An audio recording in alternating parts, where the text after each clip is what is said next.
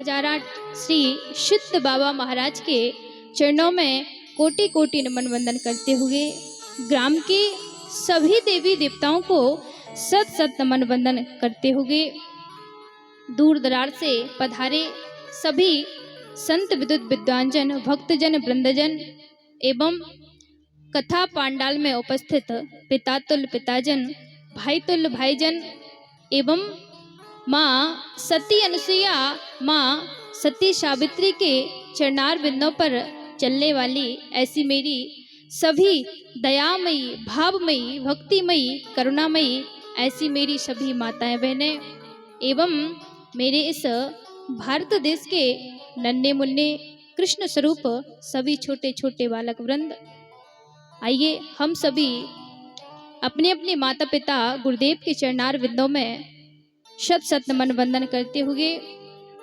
भगवान की इस परम मंगलमयी कथा के चतुर्थ दिवस में बड़े ही श्रद्धा भाव से प्रवेश करते हैं।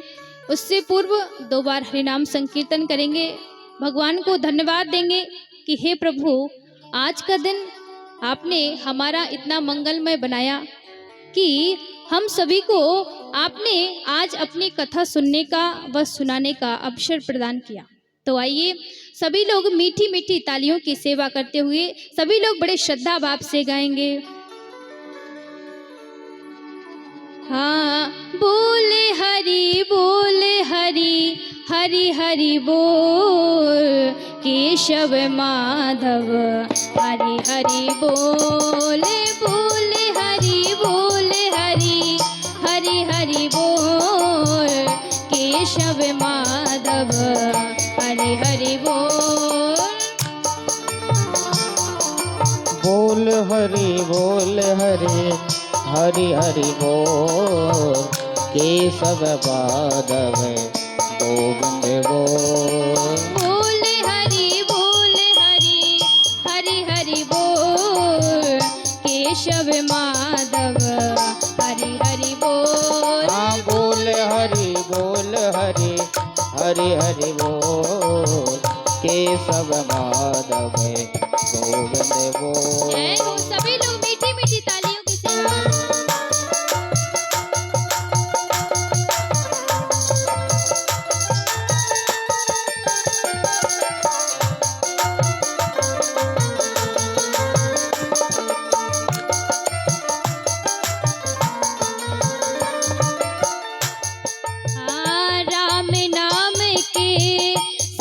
अधिकारी बालक वृद्ध युवा नर नारी, राम नाम के सब अधिकारी बालक वृद्ध युवा नर नारी।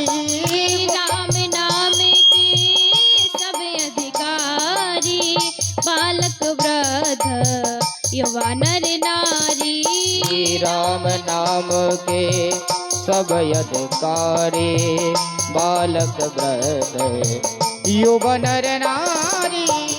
हरि जपते उते कितहु न डोल, हरि जपते उते कितहु न डोल। बोले हरि हरि हरि बोल, केशव माधव हरि हरि बोल। बोले हरि हरि हरि बोल, केशव माधव गोविंद बोल। केशव माधव गोविंद बोल।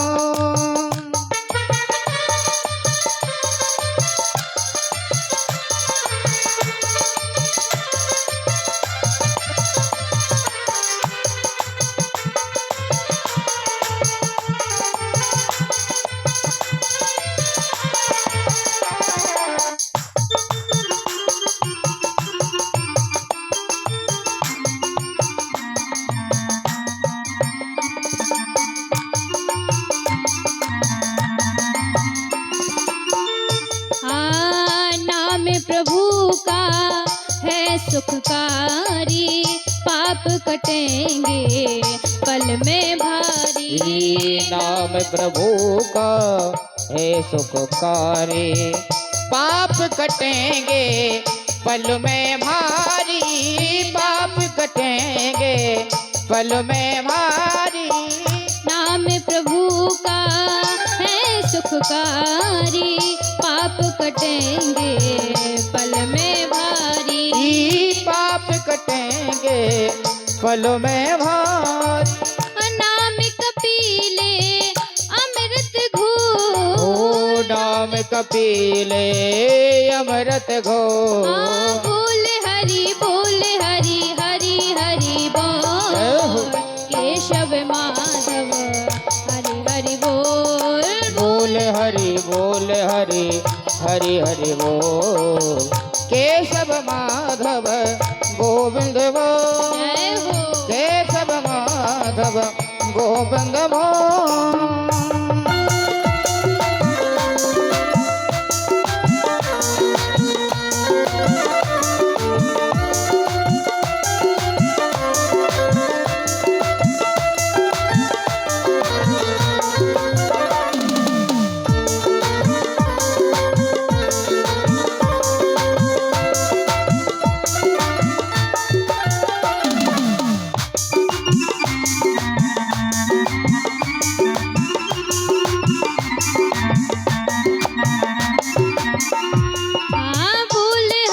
बोल हरि हरि बोल, केशव माधव हरि हरि बोल। बोल हरि हरि हरि बोल, केशव माधव गोविंद बोल। बोल हरि हरि हरि बोल, केशव माधव हरि हरि बोल। केशव माधव हरि हरि बोल। माधव हरि हरि बोल। बोल केशव माधव हरि हरि बोल। केशव माधव हरि हरि बोल। केशव माधव हरि हरि बोल। केशव माधव हरि हरि बोल। केशव माधव हरि हरि बोल। केशव माधव हरि हरि बोल। केशव माधव हरि हरि बोल।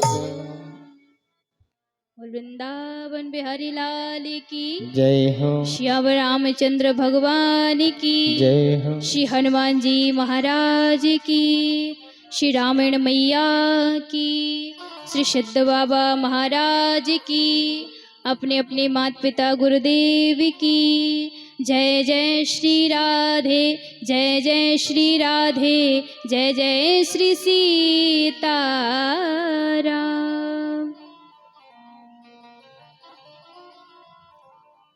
तो आइए अब हम सभी भगवान की इस परम मंगलमय कथा के चतुर्थ दिवस में बड़े ही श्रद्धा भाव से गोता लगाते हैं।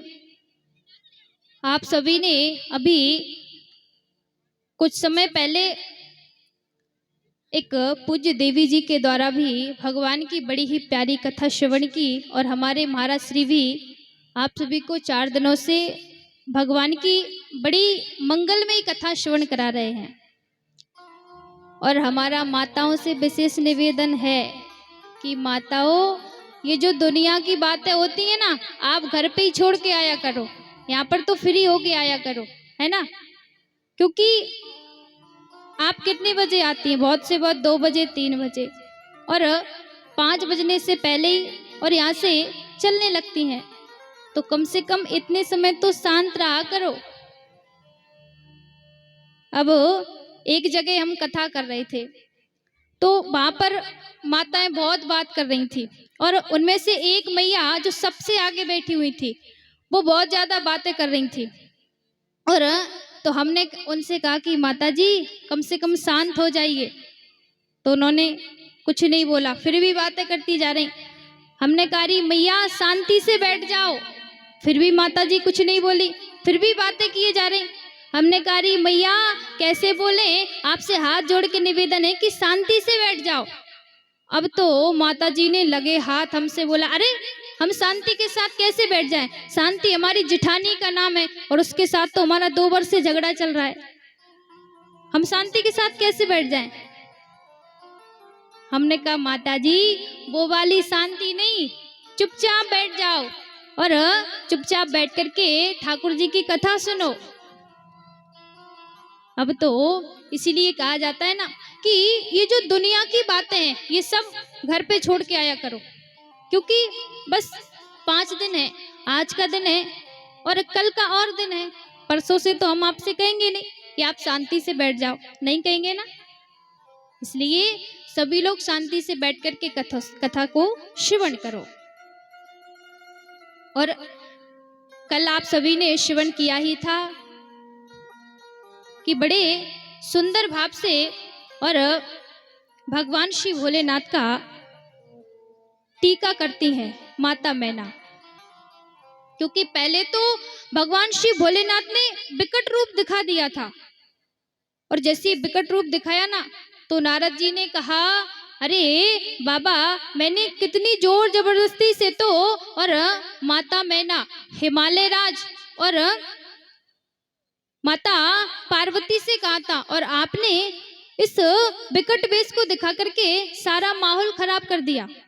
पर आज भोलेनाथ ने बड़े ही सुंदर भाव से समझाया है, अरे नारद जी, हमारी जो सासू मैया है ना वो बड़ी चतुर है, चालाक है, इसलिए तुम्हें टेंशन करने की आवश्यकता नहीं है। आप एक बार और जाकर के और हमारी सासू मैया से कह दीजिए कि अब आरती की थाली लेकर के अब वो हमारा टीका कर सकती है। और आज जब पुनः और माता मैना आरती की थाली लेकर के और भगवान श्री भोलेनाथ की आरती करने के लिए आती हैं। मैना शुभ आरती सवारी, मैना शुभ आरती सवारी, मैना शुभ आरती सवारी, मैना शुभ आरती सवारी, संग सुमंगल गावहि नारी, सग सुमंगल गावहि नारी, संग सुमंगल गावहि नारी, सग सुमंगल गावहि नारी। मैना शुभ आरती सुमारी और संग सुमंगल गावहि गारी। आज पुनः माता मैना सुंदर सी आरती की थाली लेकर के आती हैं, और आज भगवान श्री भोलेनाथ ने अपना सुंदर सा रूप अपनी सासू मैया को दिखाया। उस रूप को देख करके माता मैना बड़ी ही प्रसन्न हो गई, आज खुश हो गई। अरे मैंने तो अभी अभी क्या देखा था कि इनका कितना विकट रूप है, पर अब तो इनके सामने साक्षात कामदेव भी और फैल हो जाएगा, कितने सुंदर है। और आज सारे सुसंस्कार विधि से और हमारी माता पार्वती और भगवान श्री भोलेनाथ का विवाह होता है। और आज जैसी विवाह मंडप में और माता पार्वती और भगवान श्री भोलेनाथ को ले जाया जाता है ना, तो जब बारी आती है कि 7 फेरों की, और जैसे 7 फेरों की बारी आती है ना, तो भगवान श्री भोलेनाथ और माता पार्वती से कहा कि आप दोनों खड़े हो जाइए और 7 परिक्रमा करिए और वचन भरिए। अब तो भगवान श्री भोलेनाथ तो खड़े हो गए, पर माता पार्वती खड़ी नहीं होती हैं। अब जैसे ही खड़ी नहीं हुई तो सबने पूछा, अरे आप खड़ी क्यों नहीं होती? तो माता पार्वती ने कहा कि मुझे भगवान श्री भोलेनाथ से कुछ वचन लेने हैं पहले, इसके बाद ही मैं खड़ी होंगी। तो आज भोलेनाथ ने कहा, देवी आप हमसे कौन से वचन लेना चाहती हैं?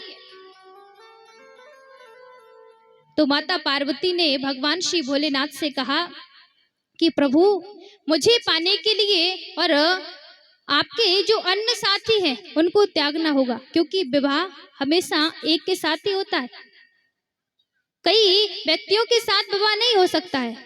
और आज जैसे ही माता पार्वती ने कहा ना, तो भगवान श्री भोलेनाथ कहते हैं, अरे हमारे पास क्या है जो आप कहती हैं कि आपके साथ जितने हैं उनका परित्याग करना पड़ेगा।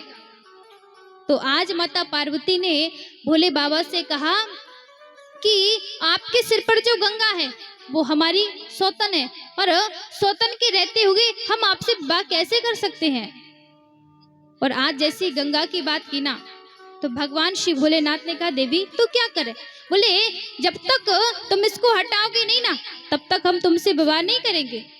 और आज भगवान भोलेनाथ ने कहा देवी ठीक है, हम गंगा जी को हमसे अलग कर देते हैं। और जैसे ही आज भोले बाबा ने गंगा मैया को कुछ देर के लिए और अपनी जटाओं से अलग किया, तब से यही विधान है कि जब वो विवाह होता है तो उसमें एक जल का पात्र रखा जाता है, गंगा मैया को रखा जाता है। और तब भगवान श्री भोलेनाथ ने कहा देवी अब तो हमने गंगा जी को हटा दिया है, अब तो खड़ी हो सकती हैं। बोले नहीं नहीं अभी भी नहीं। तो क्या करना है। बोले आपके सर पर जो चंद्रमा है उसको तो हटाइए, उसके रहते हुए हम आपसे कैसे विवाह कर सकती हैं। और आज भोले बाबा ने कहा ठीक है देवी, हम उसको भी हटा देते हैं। और जब भोले बाबा ने चंद्रमा को हटाया ना, तो चंद्रमा को मंडप के ऊपर रख दिया। तब से विधान है कि जब दूल्हा का टीका होता है तो टीके के बाद वो बीजना फेंकने के लिए आता है ना।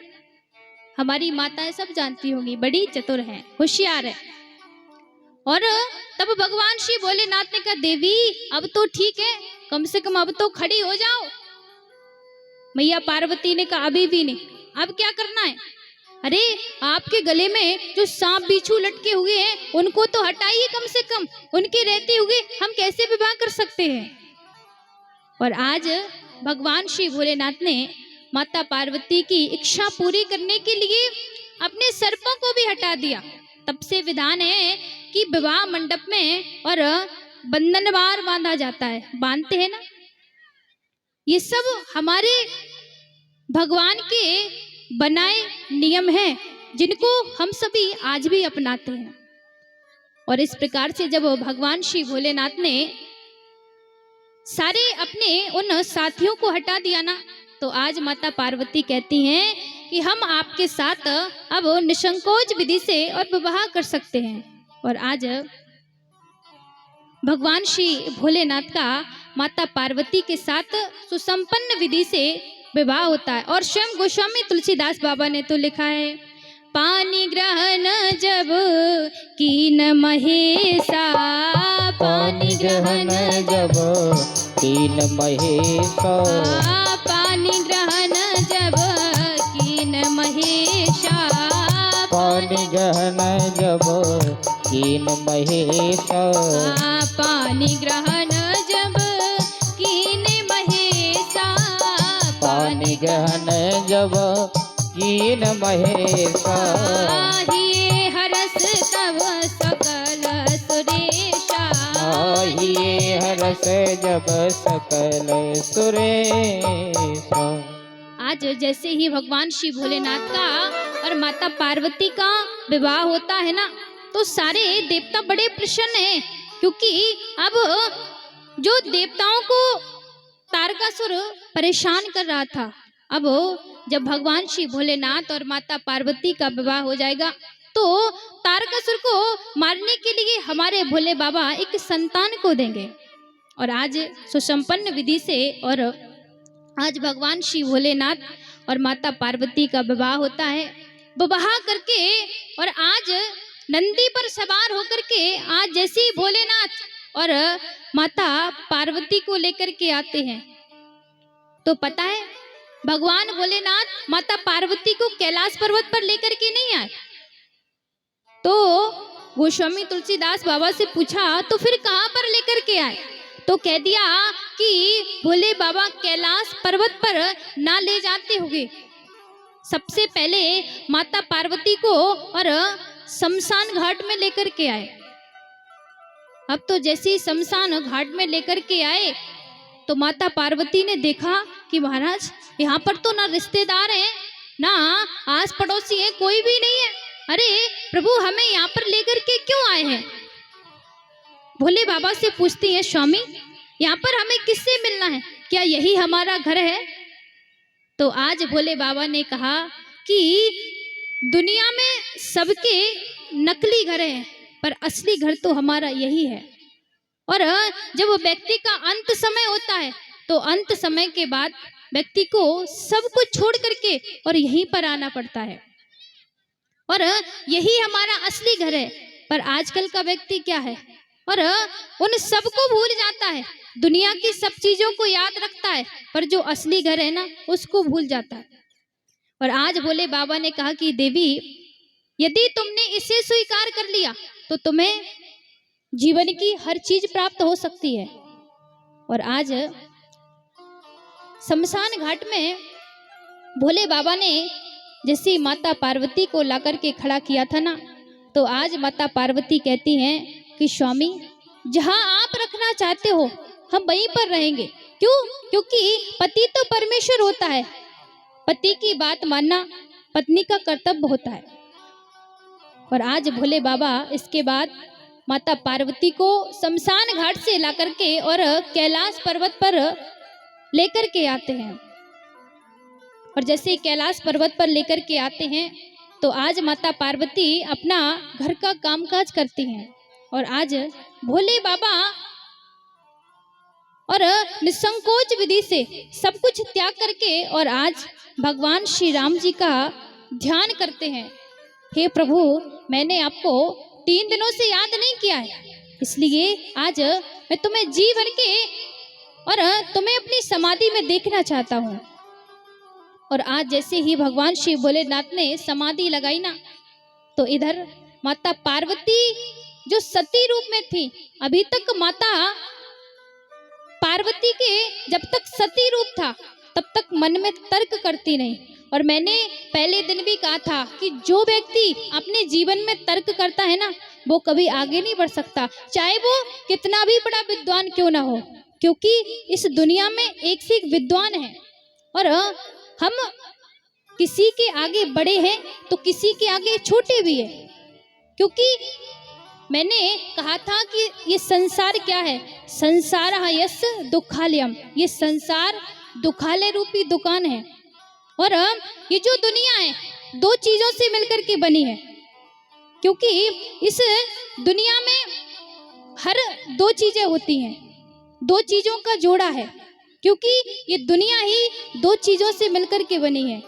आप अपने शरीर से ही देख लीजिए, हमारा ये जो शरीर है ना 2 चीजों से मिलकर के बना है। आप हमारे इन शरीर के अंगों को गिनिए, इससे कहते हैं नाक, इन्हें कहते हैं कान, आंख, दांत। हमारा जो शरीर है ना सब 2 शब्दों से मिलकर के बना है, तो इसी का नाम है दुनिया। और महाराज, यदि ये दुनिया 2 शब्दों से मिलकर के नहीं बनी होती ना, तो फिर ये क्या होती, इसका नाम ही एकनिया हो जाता। पर महाराज, इसका नाम तो दुनिया है, और दुनिया में सुख है तो दुख भी है, क्योंकि ये तो जोड़ा है। जिस प्रकार से पति पत्नी का जोड़ा है, बहन भाई का जोड़ा है, उसी प्रकार से सुख और दुख का भी जोड़ा है, छोटे बड़ों का जोड़ा है। यदि सब बड़े होते चले गए तो फिर दुनिया ही समाप्त हो जाएगी ना। यदि हमारा छोटा बालक नहीं हुआ, हमारे घर संतान नहीं हुई, तो फिर जो हमारे बाबा लोग हैं उनकी पीढ़ी समाप्त होते ही हमारा संसार ही समाप्त हो जाएगा।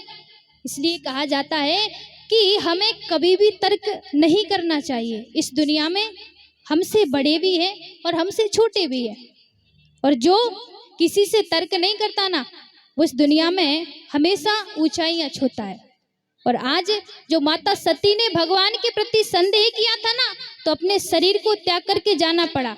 पर आज जब माता पार्वती के रूप में आई तो सारे संदेह को त्याग करके और आज भगवान श्री भोलेनाथ के पास जाती हैं, क्योंकि आज श्री भोलेनाथ शांत अवस्था में बैठे हैं। बैठे सो हो काम रिपु जैसे, धरे शरीर शांत रसु जैसे।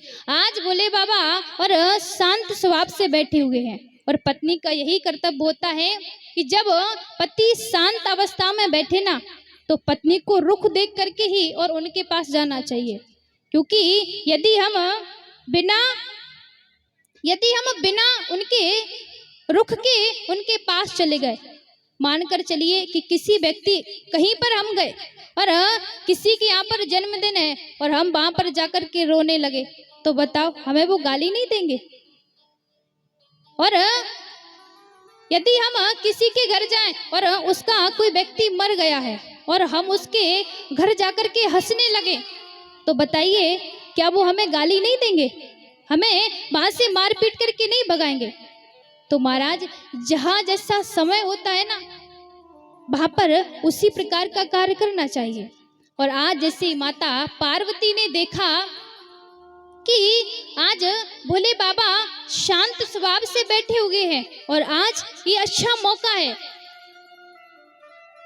और आज ही मैं अपने इन संदेहों का निवारण कर सकती हूँ।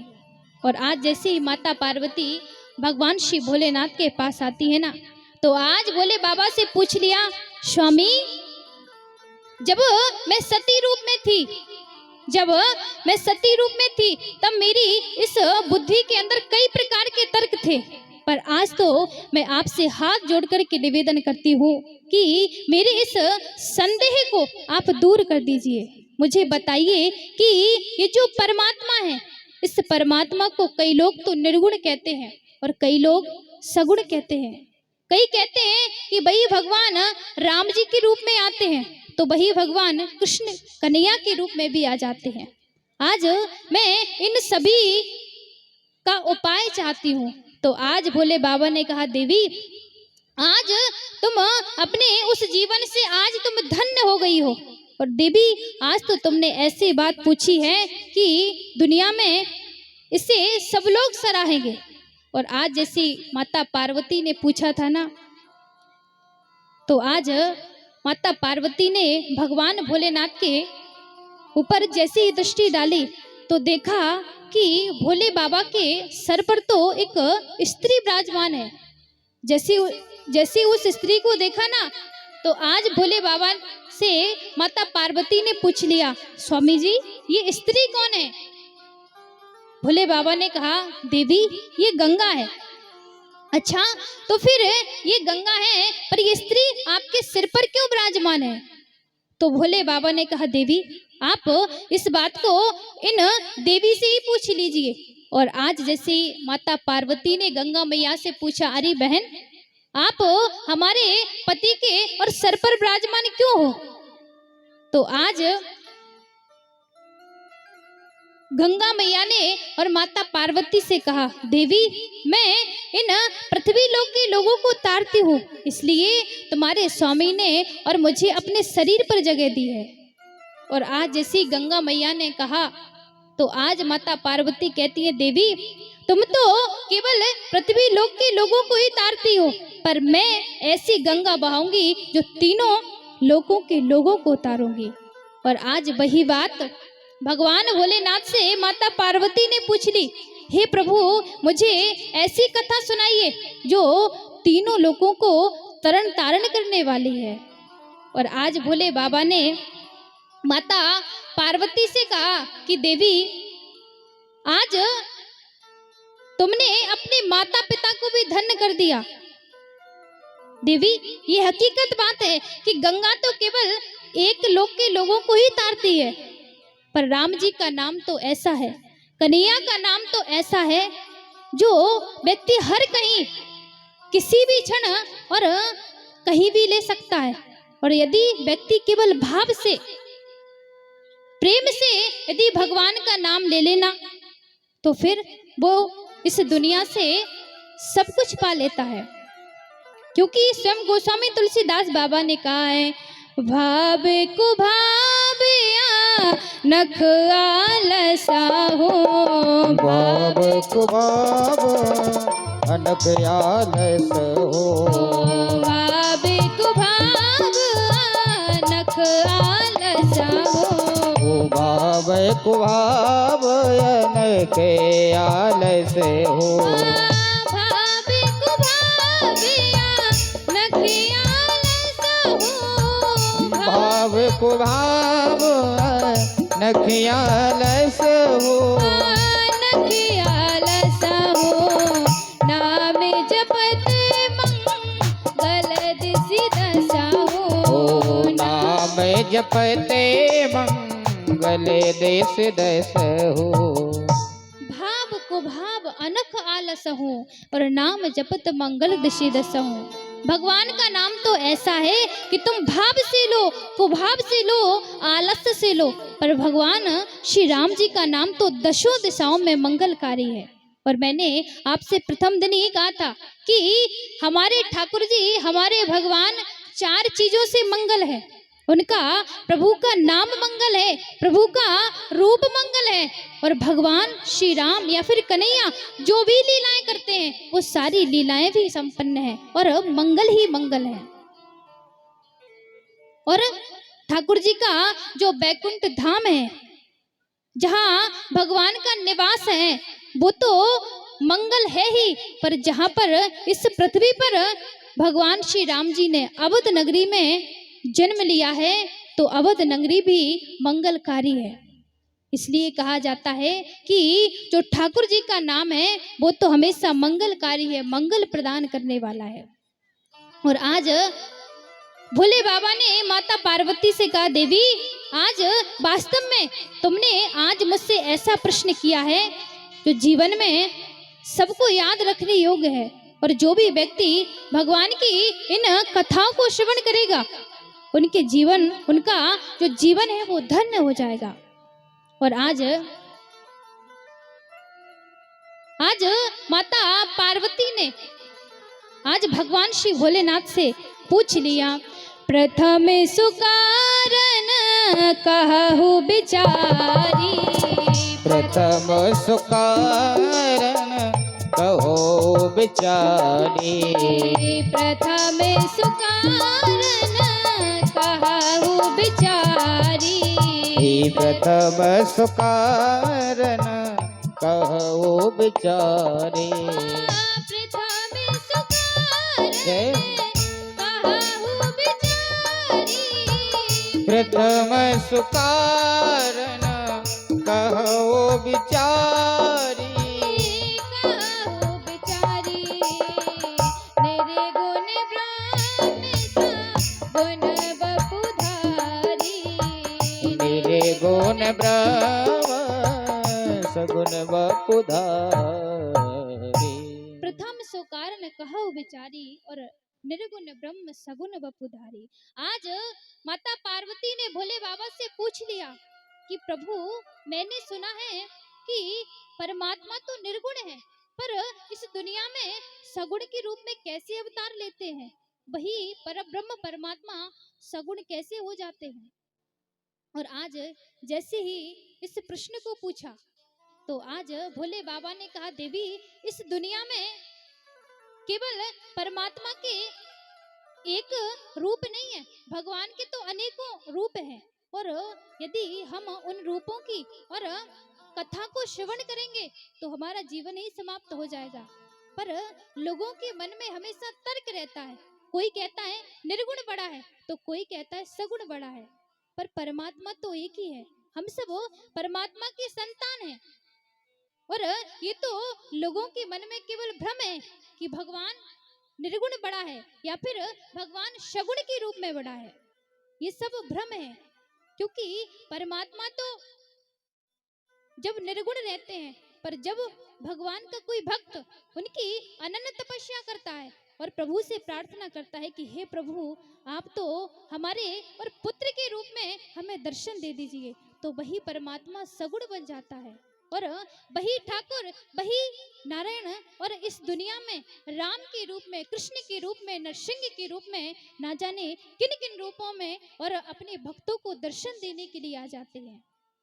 और आज इस प्रकार से जब माता पार्वती को भगवान श्री भोलेनाथ ने बताया और अंत में कह दिया, देवी भगवान श्री राम जी के जन्म के तो अनेक कारण हैं, और स्वयं गोस्वामी तुलसीदास बाबा ने कहा है, राम जन्म के हेतु अनेका, राम जन्म के हेतु अनेका, राम जन्म के हेतु अनेका, राम जन्म के हेतु अनेका, राम जन्म के हेतु अनेका, राम जन्म के हेतु अनेका,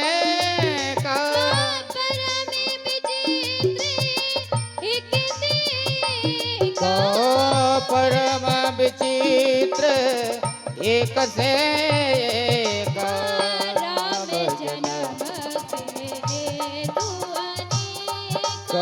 राम जन्म के हेतु अनेका। राम जन्म के हेतु अनेका और परम विचित्र एक ते एका। देवी, मैं कहाँ तक आपको श्री राम जी की उन गाथाओं को श्रवण कराऊं। भगवान की कथा तो अथाह है, एक समुद्र की तरह है। और जिस प्रकार से हम समुद्र की कभी था नहीं पा सकते, उसका किनारा नहीं पा सकते, उसी प्रकार ठाकुर जी की कथाओं का भी कभी हम किनारा नहीं पा सकते। और आज बड़े सुंदर भाव से जब कहा और अंत में कह दिया कि स्वयंभू मनु और शत्रुपा ने जब कई वर्षों तक तपस्या की और तपस्या करते करते जब प्रभु प्रसन्न हो गए, तो दोनों ने वरदान मांग लिया कि प्रभु, हम तो आप जैसी संतान चाहती हैं। ठाकुर जी ने कहा, देवी, अब मैं इस दुनिया में कहां पर ढूंढूं कि मुझ जैसी संतान आपको मिल जाए, क्योंकि इस दुनिया में चाहे व्यक्ति कितना भी ज्ञानी क्यों ना हो, पर उसके अंदर एक न एक कमी जरूर होगी, चाहे वो छोटी सी भी चीज की क्यों ना हो।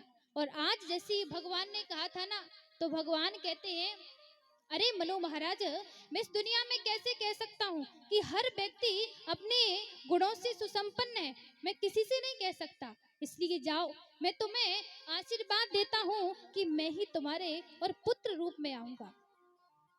और आज महाराज जैसे ही पुत्र रूप के होने की बात कही, तो आज भगवान ने ये भी स्पष्ट कह दिया, अरे मनु महाराज, इस संसार में मेरा भजन तो सब करते हैं, पर संसार के लोग दुनिया की चीजों को मांगते हैं और मुझे कभी कोई भी नहीं मांगता है, और आपने तो स्वयं मुझे मांगा है। और जो व्यक्ति मेरे ऊपर ही निर्भर हो जाता है ना, फिर मैं उसके पास एक जन्म तक नहीं, बल्कि मैं उसके पास 3-3 जन्मों तक आता हूँ। और आज भगवान ने कह दिया कि जाओ मनु महाराज, मैं ही तुम्हारे घर और पुत्र रूप में आऊंगा। और आज कहते हैं कि इधर वही पर ब्रह्म परमात्मा, वही भगवान नारायण और आज अवधपुरी में और दशरथ जी महाराज के यहाँ पर प्रकट हुए। तो कहा जाता है कि भगवान का तो हमेशा अवतार होता है, भगवान कभी भी किसी के गर्भ में नहीं आते हैं। और इधर सूर्यवंश की एक विडंबना थी कि महाराज यहाँ पर बिना किसी के यज्ञ के पुत्र नहीं होता है। और आज जैसे पुत्र ना होने की बात थी, तो चौथापन आ गया दशरथ जी महाराज का, पर अभी तक कोई पुत्र या पुत्री नहीं है। तो एक दिन अपने एक बार भूपत मन माही और भई गलान मोरे सुत नाही, गुरु ग्रह तुरत गयो महिपाला और चरण लाग करी बिनय विशाला। आज दशरथ जी महाराज ने अपना ये दुख दुनिया को नहीं सुनाया, क्योंकि यदि हम इस दुख को दुनिया के सामने सुनाते हैं ना, अपने आस पड़ोस के बालों के सामने सुनाते हैं, तो वो हमारे उस दुख का निदान नहीं करते, हमारे उस दुख को कम नहीं करते, बल्कि उस दुख को और ज्यादा बढ़ा देते हैं।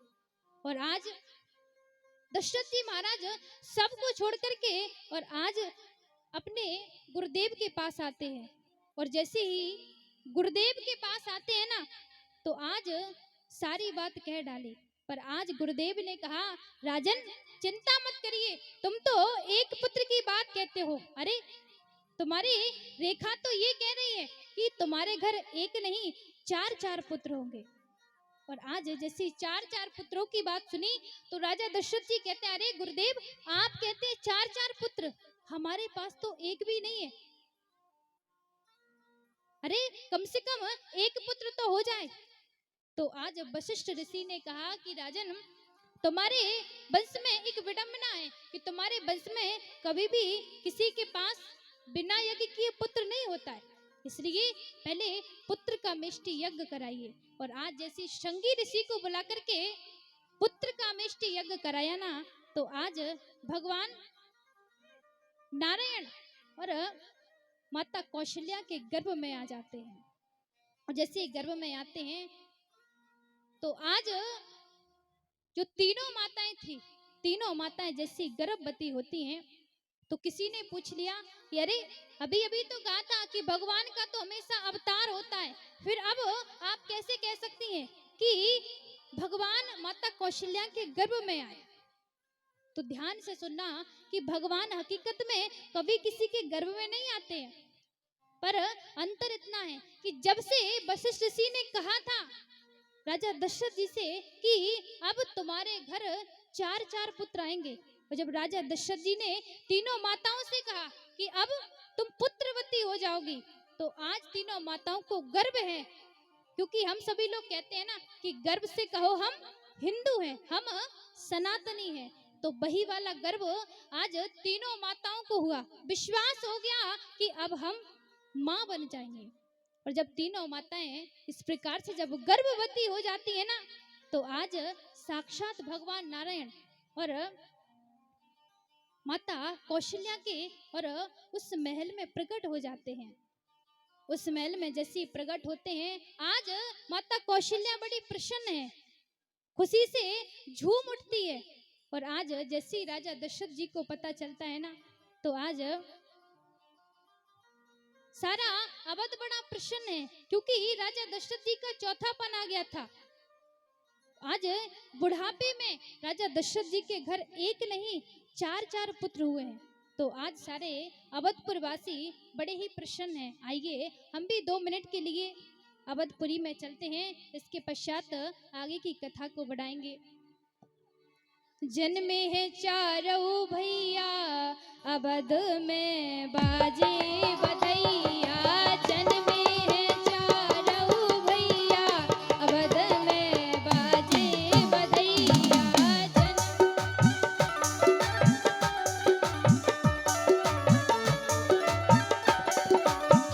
बाज बधैया, बाज बधैया, बाज बधैया हो, बाज बधैया जन्मे हैं।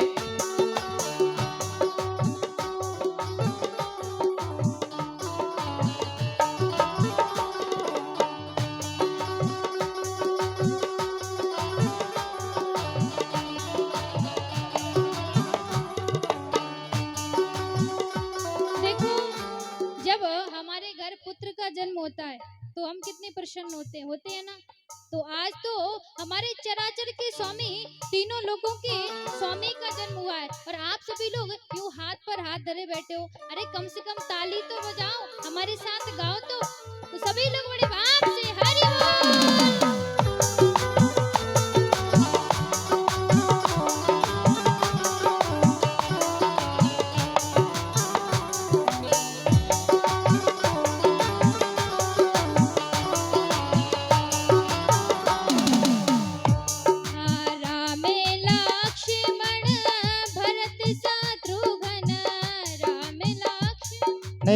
भरत शत्रुघ्न, राम लक्ष्मण भरत शत्रुघ्न, राम लक्ष्मण भरत शत्रुघ्न। धन्य है, धन्य है तीनों मैया अवध में बाजे बधैया।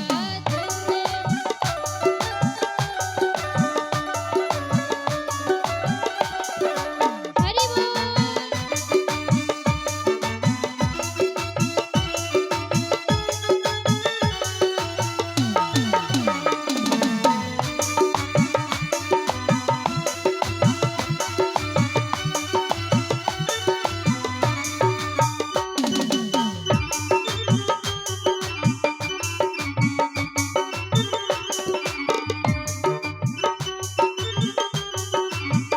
जय हो।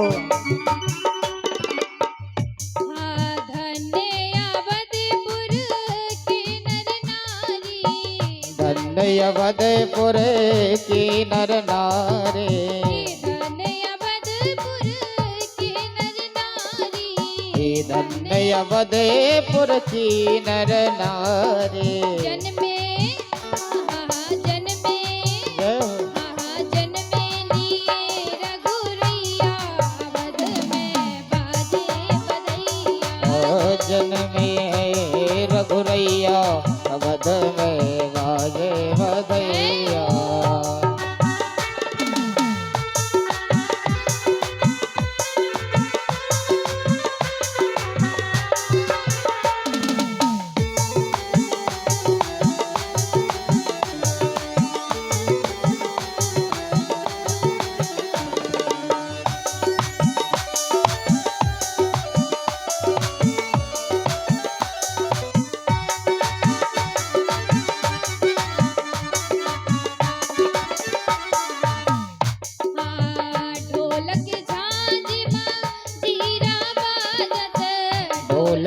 झांझ मंजीरा बाजत, ढोलक झांझ मंजीरा बाजत, ढोलक झांझ मंजीरा बाजत। मधुरे जय हो, बाबा मधुरे जय जय हो। हो मधुरे बाजे सनैया अवध में बाजे बधैया ओ मधुर बजे सहनैया, अवधपुर बाजे बधैया। जय हो।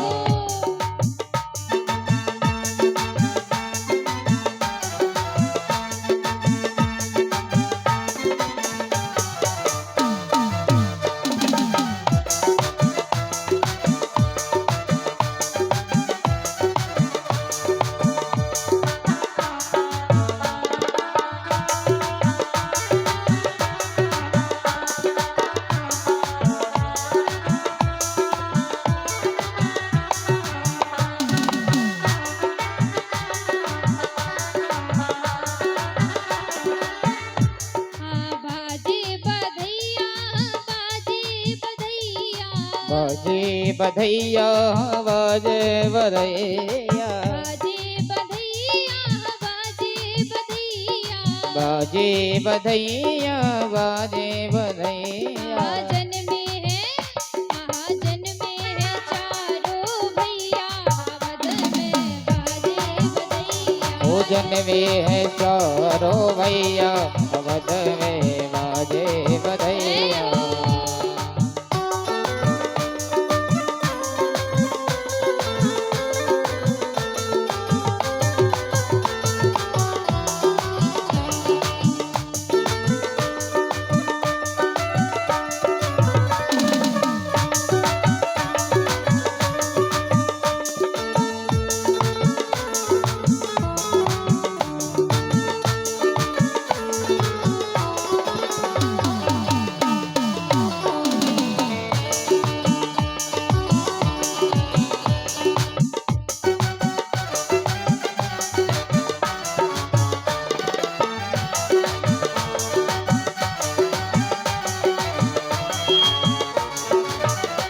महाजन में है चारों भैया अवध में बाजे जय हो। बधैया वे चारों भैया, अवध में बाजे बधैया। महाजन में है चारों भैया अवध में बाजे बधैया जन में है चारों भैया, अवध में बाजे बधैया। महाजन में है चारों भैया अवध में बाजे बधैया अवध में बाजे बधैया,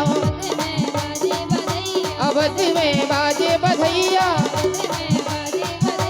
अवध में बाजे बधैया, अवध में बाजे अवध में बाजे।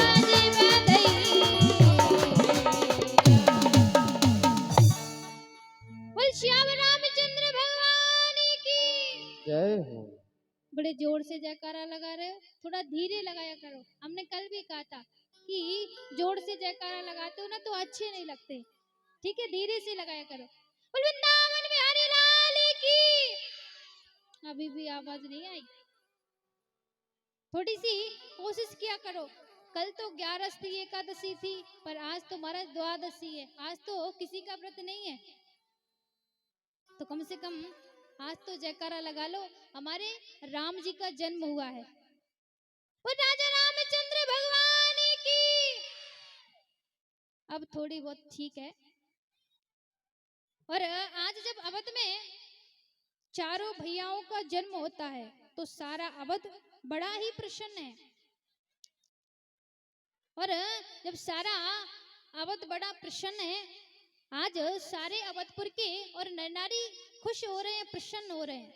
पर महाराज भगवान श्री राम जी पालने में लेटे लेटे देख रहे हैं कि जो चंद्रमा है वो बड़ा दुखी है। अब चंद्रमा को देखा भगवान ने, तो भगवान श्री राम जी ने पूछा, अरे भैया चंद्रमा, तुम्हें कौन सी प्रॉब्लम है?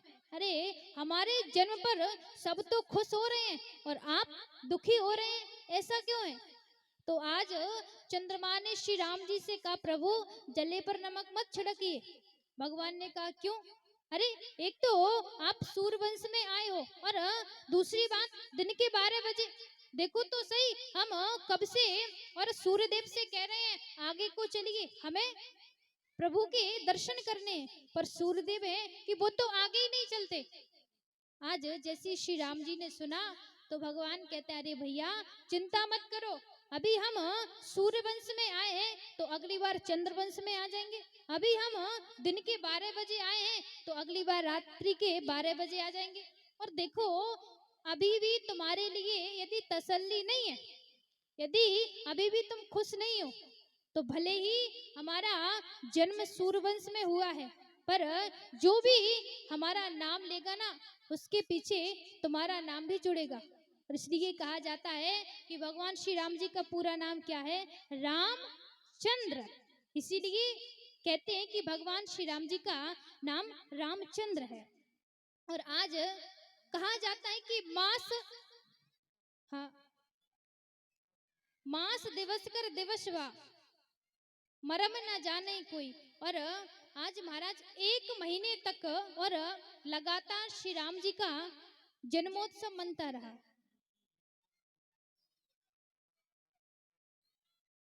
और आप सभी ने विगत 2 दिनों से तो भगवान की बड़ी बड़ी प्यारी प्यारी और कथाओं को श्रवण कर ही रहे हैं। और आपको हमारे महाराज जी ने श्रवण कराया था केवट प्रसंग की कथा। तो राम जी की कथा तो अथाह है। भगवान श्री राम जी ने जन्म लिया और जन्म लेकर के और महाराज भगवान ने बड़ी सुंदर बाल लीलाएं भी की। बाल लीला करके श्री राम जी को लेने के लिए और विश्वामित्र ऋषि आए। विश्वामित्र ऋषि जैसे लेकर के जाते हैं तो उधर ही विश्वामित्र ऋषि ने और श्री राम जी का माता जानकी के साथ विवाह करवाया। और विवाह करा करके जैसे ही अवधपुर में लौटे, और अवधपुर में लौट करके जहां पर ज्यादा प्रसन्नता हो रही हो वहां पर थोड़ा सा दुख भी आ जाता है। आज सारा अवध बड़ा प्रसन्न था कि हमारे श्री राम जी का आज विवाह हो गया, हमारी महारानी आ गई। पर महाराज हुआ क्या कि ज्यादा खुश होते हैं तो हमें नजर लग जाती है। और आज ऐसा ही लगता है कि अवधपुरी को भी नजर लग गई और जो सुख था, जो प्रसन्नता थी, वो सब दुख में बदल गया। क्योंकि आज राजा दशरथ जी ने मन में विचार किया था कि मुझे श्री राम को राजा बनाना है।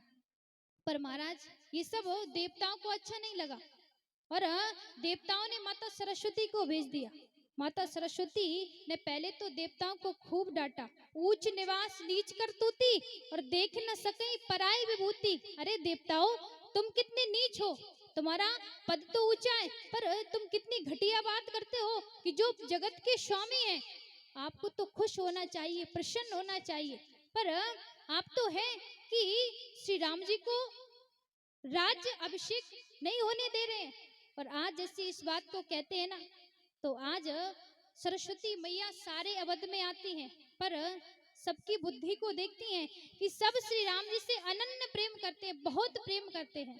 पर महाराज एक मंत्रा नामक दासी है जो श्री राम जी से थोड़ा बैर करती है, उनका विरोध करती है।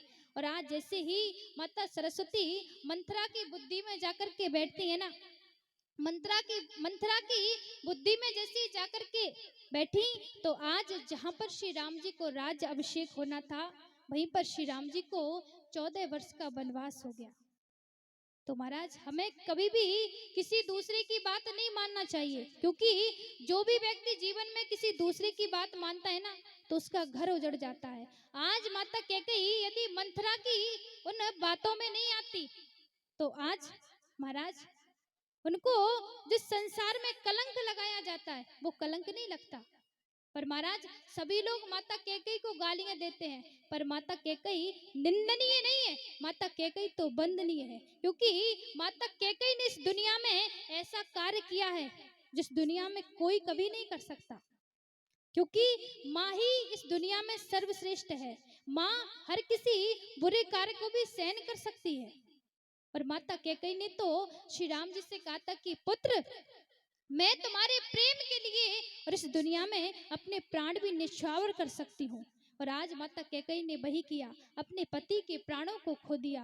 और महाराज आज माता कैकेयी वंदनीय की जगह इस दुनिया में उनकी निंदा की जाती है। पर महाराज हमें माता कैकेयी की निंदा नहीं वंदना की जानी चाहिए। क्यों? क्योंकि इस दुनिया में शक्ति वो है, जिस दुनिया में शक्ति हर किसी कार्य को कर सकती है। और आप हर कहीं देख लीजिए कि माताओं की संख्या ज्यादा होती है, चाहे वो अच्छी जगह हो चाहे वो बुरी जगह हो। यहाँ पर भी ये साक्षात प्रमाण है। यहाँ पर कितनी सारी माताएं विराजमान हैं और पुरुषों की संख्या देखिए। माताएं हर किसी कार्य में आगे रहती हैं। क्यों? क्योंकि माँ हमेशा दयावान ही होती है। पुत्र चाहे जैसा निकृष्ट कार्य कर दे, पर माँ हमेशा पुत्र को क्षमा कर देती है। और आज जब माता कैकेयी ने और श्री राम जी को वनवास दिया है ना, तो आज भगवान माता कैकेयी के और उन वचनों को अपने सिरोधार्य करते हैं। और भगवान तो कहते हैं कि माँ, यदि तुम एक बार मुझसे कह करके देखो तो माँ, मैं अपने शरीर की और इस चमड़ी की जूतियां बनवा करके आपके चरणों में समर्पित कर दूंगा। तो पुत्र भी ऐसा होना चाहिए जो हमेशा अपने माता पिता की आज्ञा का पालन करे। और आज भगवान श्री राम, माता सीता और श्री लक्ष्मण जी महाराज जब वन को जाते हैं, तो आज लक्ष्मण जी महाराज जैसे जाने लगे तो श्री राम जी ने कहा कि भाई भैया, एक बार जाकर के और तुम माता सुमित्रा से आज्ञा लेकर के आओ। और जैसे लक्ष्मण जी महाराज माता सुमित्रा के पास जाते हैं ना, तो आज माता सुमित्रा के पास जैसे जाकर के कहा कि माँ, मैं श्री राम जी के साथ अपने भैया के साथ वन को जाना चाहता हूँ। तो आज माता सुमित्रा ने लक्ष्मण जी से कहा, लक्ष्मण, आज तूने मेरे दूध को लजा दिया है। अरे लक्ष्मण, अभी तक तो मुझे गर्व था कि तू मेरा पुत्र है, पर आज तूने मेरे दूध को लजा दिया है। लक्ष्मण जी महाराज कहते हैं, माँ, मैंने क्या कर दिया है? तो माता सुमित्रा कहती है, अरे लक्ष्मण, जो मेरा पुत्र राम वनवास जा रहा है, ये सब तेरे कारण हुआ है। तेरी वजह से और मेरा पुत्र वनवास जा रहा है। आज लक्ष्मण जी महाराज ने माता सुमित्रा से कहा, माँ, मेरे कारण? मैंने क्या कर दिया है? आज माता सुमित्रा ने कहा कि लक्ष्मण, तुम शेषनाग के अवतार हो और इस शेषनाग के फन पर ये सारी पृथ्वी रखी हुई है।